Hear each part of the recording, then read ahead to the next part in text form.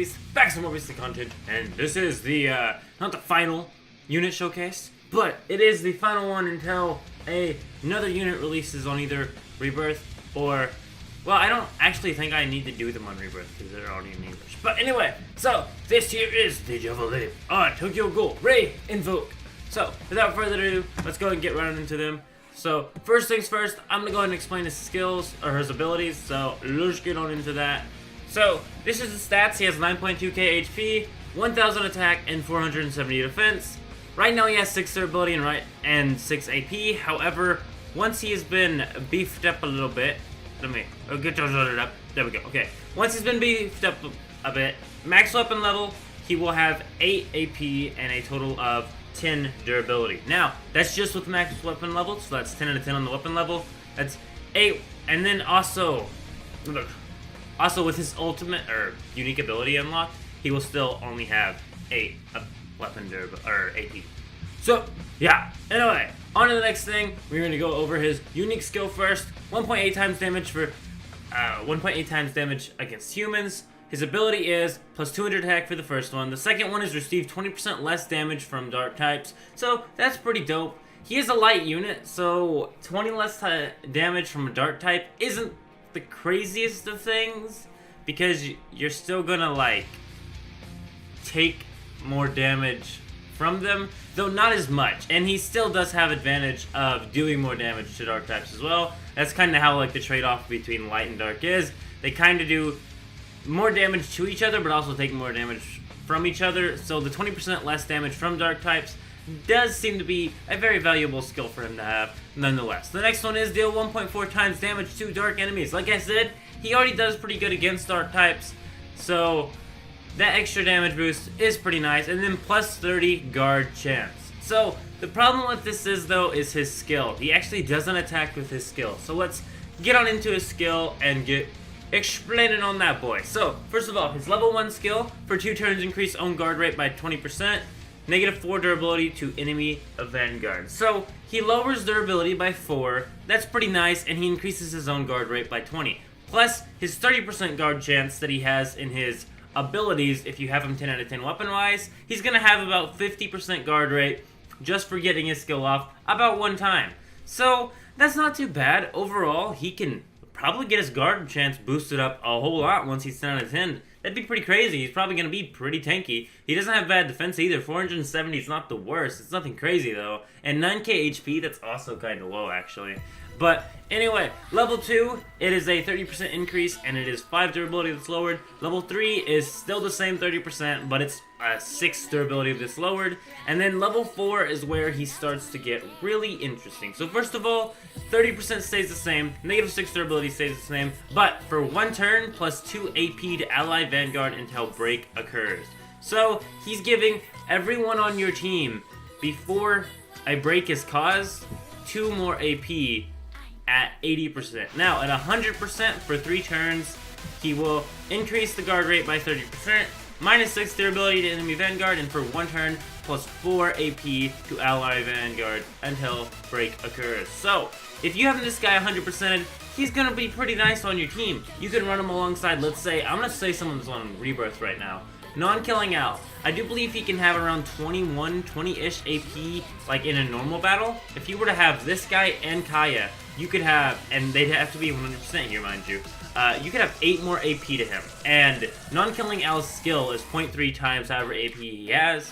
So he could have like close to 30, if not exactly 30 AP, times 0.3 because you had Kaya and this guy get their skill off. Now, the other thing is though, you do lower negative 6 durability to an enemy vanguard, so you'd have to either like have caused the unit to be broken that has a lot of HP before you activated the skill of Kaya or this guy and just use the skill on him or something like that, because like I kind of see you breaking way too soon for that to be anything insane.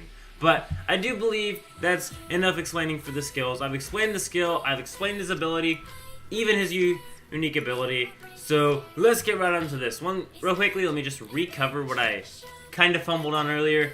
It is 10 durability at max weapon level, and it is 8 AP at max weapon level, and his unique ability being unlocked doesn't change that. He just has 8 AP.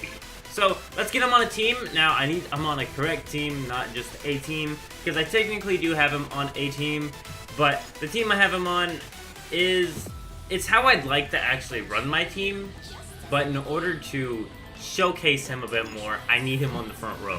So we're gonna leave Black Reaper on this side, and of course Takizawa, because you know, I just feel having the best of the best up there is what I want to do. But anyway, so we have actually 3 out of the 5 types on the front row right now, so not too bad of a dealio. But we're gonna go ahead and go against, I do believe, just Renji Yomo's event one more time. So I really kind of wish I could showcase him at 10 out of 10, but I just don't have enough weapon materials right now for the 4th material at all. So like, I wonder if maybe I can cover some of these units once I have them 10 out of 10s later on in a future video, because I'd love to do that for all of these, because I do plan on 10 out of 10ing everyone I have, but that's going to take some time. So, real quickly, what's Black Reaper hit for? That was like 770, 2k, and a break. I don't know what damage that was. 1k, 1.8, and this guy hits for 4k. Okay, yeah. So, his damage isn't the craziest. He does look really nice. That's usually what people say they summon for this guy for. But he still does alright damage, and his skill looks... Let's see how his skill be looking real quickly. We do want to see his skill, actually. I do believe that actually fits how the anime was, or how it was in the anime. Because, yeah, that looks about how the attack was in the anime. He just kind of jumped around and attacked everyone. I do really like him. I think he's a really nice unit. I'm still using him on my team. I'm also using Kaya on my team because I still think they're really good units. I just think they're more backline support-ish slash defensive units that you'd throw up there if you had your main guys lower on health, which is how I use them. I usually keep Kaya behind Black Reaper and him behind Takizawa. But for this team, he's on the front because, you know, we want to see how his defense and everything is, and usually I'd wipe through this way before Takizawa or Black Reaper would need some defensive units up front. But yeah, let's get his skill off again. I actually want to see just how many times I can get a skill off. I wish I had him 10 out of 10, so I'd already have that 30% guard rate. But for 3 turns, increase on guard rate by 20%. I do believe I can get that off multiple times. I could get his guard rate up quite high and just not take that much damage from anyone. So I think we've went through 2 rounds so far. This will be the 3rd one. So if I'm able to get a skill off one more time, I think I still will have that block rate increase up from him. So I want to see him take some damage, but I don't want to see him take too much damage.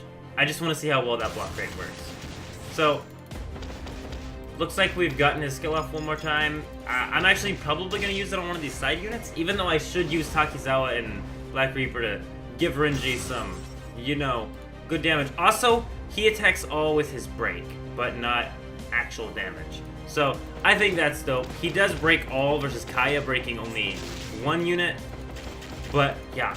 He's a pretty nice unit, in my opinion. So, we're gonna go ahead and get Black Reaper off. I just really want to get Black Reaper off real quickly. I really like Black Reaper, and yeah. There we go. So, I think I'm just gonna leave... There we go. I was about to say, I'm just gonna leave the Renji alive. Okay, there's some guard. Yeah, see? That wasn't a lot of damage, actually. That was pretty decent. Okay, that one took damage. I want to see how high I can get the block rate, though, because it'd be really nice if I could get it up so high that he just barely takes damage.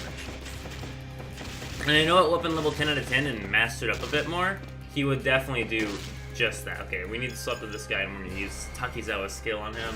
I do want to just have Renji alive because, you know, I don't know if I believe. Also, let's get Kaya up here, compare the two, since they are on the same banner. Compare the two to know which one you'll actually want. That seems like an idea to me. Once again, usually I'd have him behind Takizawa. And unfortunately, Takizawa's... If he gets low on health, he's gonna have to have a Hinami. Have a Hinami be protecting him, even though I really like that Hinami. She's a really good free-to-play, and I still run her, actually. And as you can see, though, I really need to boost him up a bit, because I feel like he would do so much better with guard rate if he had just had that 4th skill active already. So, once again, I should have went ahead... Oh, good. We still have a unit to break here. I was gonna say I should have used Kaya and everyone already, so I could cause a break and get some more attacks out, but it looks like I have enough attacks anyway. So, I think we're actually going to swap over to Arima for a second. We are going to let him rest. I don't want to just have him die because I'm leaving him on the front row. That's not how I normally play anyway. But, yeah, I really do need to get him boosted up when it comes to weapon level. So, once again, like I was saying, he's alright. I don't mind him too much. But, unless he's like 10 out of 10, also Takizawa died because I wasn't able to throw... my more defensive unit up to protect him. Because, you know, I don't see Hinami's protecting him. But, there we go. Stage is over. Like I said, he's an alright unit. He doesn't really do anything crazy or anything unique at all until he is 80%. Same with Kaya. They're nice units, but unless you plan on 10 out of 10 or 100%ing them mastery-wise, I really wouldn't go for it. At least 80%. Even 80% plus 2 AP is not a bad thing. I really wouldn't go crazy for them unless you're planning on 100%ing them. I would really just not summon on this banner unless you just really like their art. I mean, I love the art. It's amazing art, so that's kind of why I summoned for them. It's basically why I summoned for them. But they don't get crazy until like 80%. So, what I honestly suggest is just saving, especially if you're free to play, saving for a banner that either has Takizawa or Black Reaper on it. These two are likely to be the unfeatured featured units, if that makes any sense. The unfeatured Fez units, I guess I'm going to say. They're likely to be on that banner anyway, and you're likely to pull a couple of them just going for that Black Reaper or that Takizawa whenever those banners get back here. Because who knows when a Takizawa or Black Reaper banner will show up. It's best to just be saving your copy, especially if you're free to play, for a crazy banner like one of those two. Or maybe a future unit that releases that's broken way more than Black Reaper or even Takizawa. Alrighty, so BlueStacks and the game actually, well, I closed BlueStacks, but the game was stuck on a load screen. When I closed it, I'd open it back up and it'd still be loading. So I'm gonna restart BlueStacks and get it working, but I don't see the reason to continue the video on just to end the video in-game. But I do believe that's all for now. Thank you so much for watching. Go and leave a like on the video if you did enjoy it, and keep it beast mode. I'm out. I'll see yous.